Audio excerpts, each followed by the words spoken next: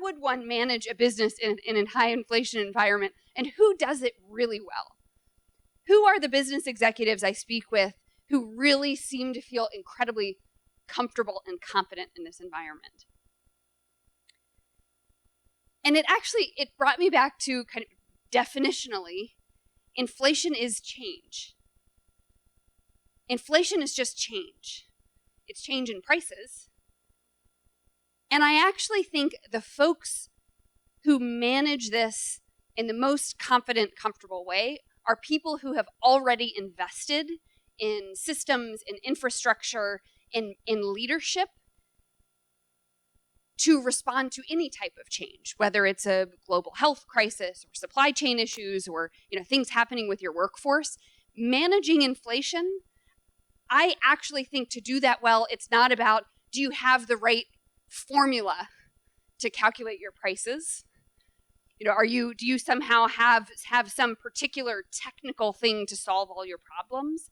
But instead, are you flexing the muscle, and do you have an organization that can adapt in an environment of really unpredictable and fast change?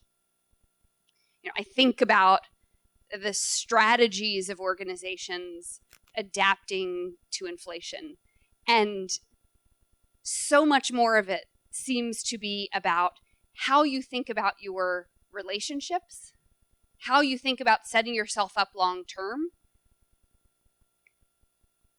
and what sort of sacrifices you're able to make in the near term.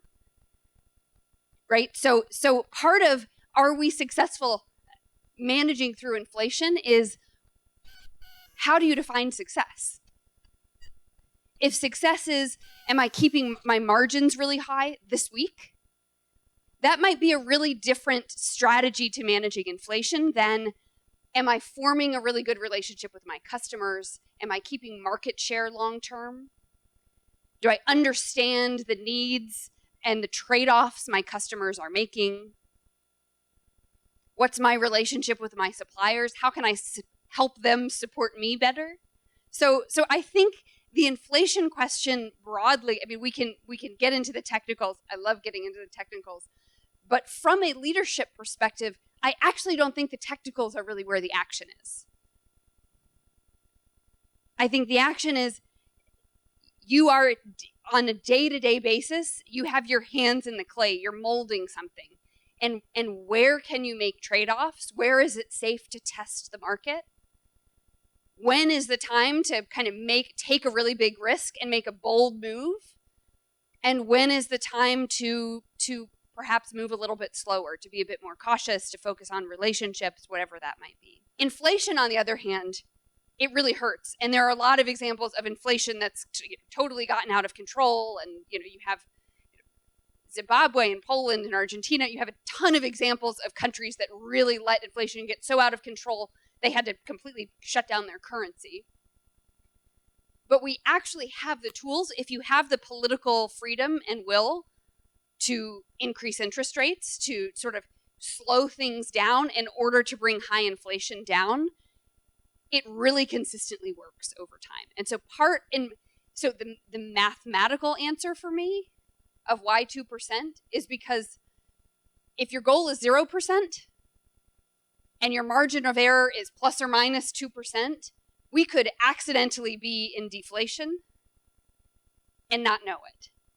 And we could be starting something that we don't necessarily have the tools, or at least have the experience to reverse without knowing it. There's certainly other, there's a lot of research about a little bit of inflation is actually valuable. You want low enough, so you want it so low that people don't think about it. As soon as people start thinking about inflation, it can cause all sorts of distortions. But if it's so low that you're like, $20 an hour was great wage last year, it's still a great wage this year. 2% in research tends to be low enough that it isn't something that's really weighing into people's decision making.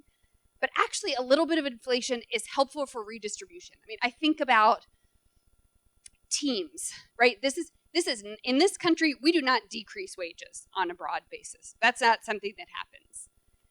But it actually is quite helpful on an inflation adjusted basis for employers to be able to shift value to workers who are becoming most productive. So if you have members of your team who add value, who are really committed, they're still good employees, but haven't necessarily adapted as technology has adapted, or their productivity growth isn't kind of increasing at the pace of the rest of your employees, inflation actually can be a valuable phenomenon in the economy to allow you to continue to employ that person, to continue to say, this value proposition makes sense for me. You're not trashing morale by giving people nominal pay cuts, but you can sort of redistribute inflation-adjusted value to other members of your team. So that's a kind of micro example, but if you explode that out to the economy, there are ways that very slow inflation can help redistribute kind of compensation for innovation and value to an individual employee, to an industry, to a firm, kind of to countries, in ways that help to kind of smooth out disruptions, if that makes sense. The question was, the Fed has gotten some criticism for being too late to start increasing interest rates, and kind of what does the data say about that? Yeah, I spend a huge amount of time thinking about this, and I did when it was happening too. So my personal role in the Fed, so I'm kind of a data person by training, and have completely shifted the way I think about where the most valuable information about the economy that policymakers should be thinking about over the past few years. So I run a team of, we have PhD economists, we have survey folks, and we're crunching numbers and doing the things you imagine. I personally spend the majority of my time out in the community having conversations with business leaders, with community leaders that are truly open-ended, to get a sense of not just what happened in the past, which is what the data tells me, but why and how are you dealing with it? How's it changing the way you're thinking about your business in the future? And I think this was there was a lot of disagreement within the Fed and also within the broader economic community during the pandemic about why inflation was so high during the pandemic and would it naturally reverse. So if you remember, I think,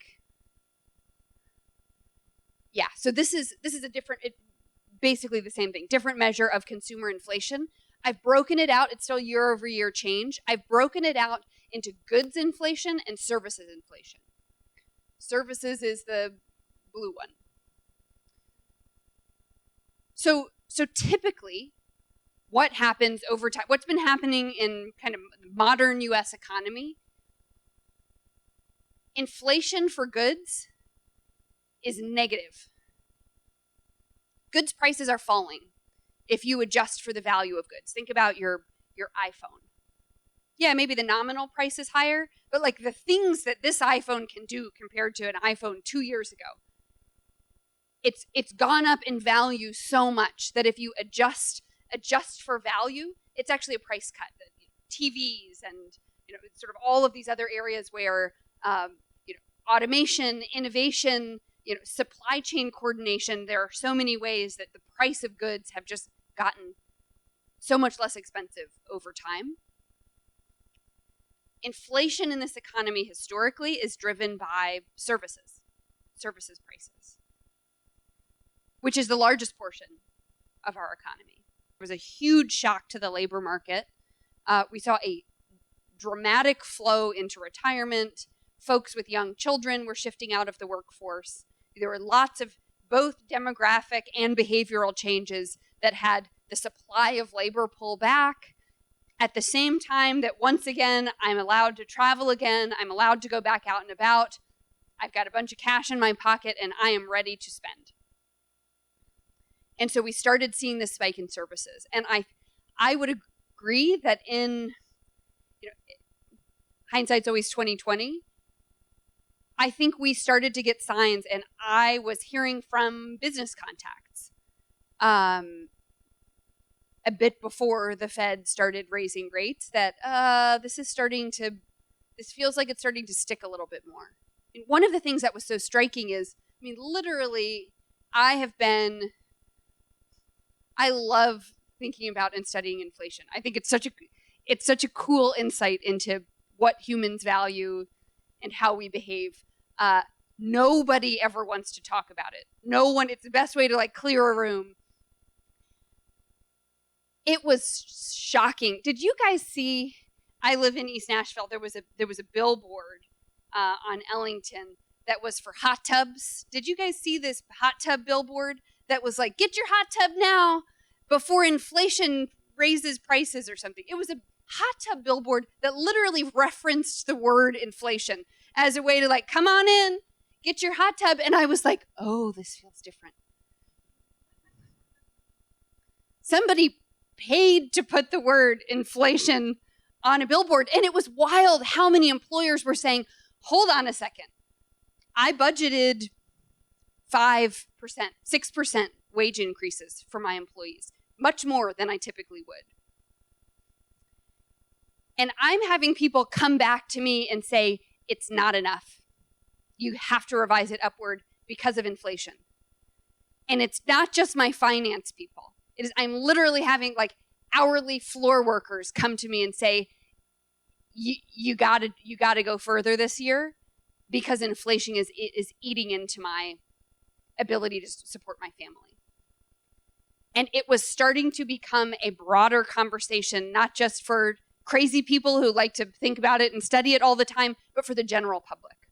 I feel like I always have to give some like self-awareness disclaimer because I work for the Federal Reserve. And so I'm going to have a bias here. In the same way that if you were to ask me about crypto, I'm sort of like, I'm going to give you my honest answer, but like I'm in the business of dollars. So, you know,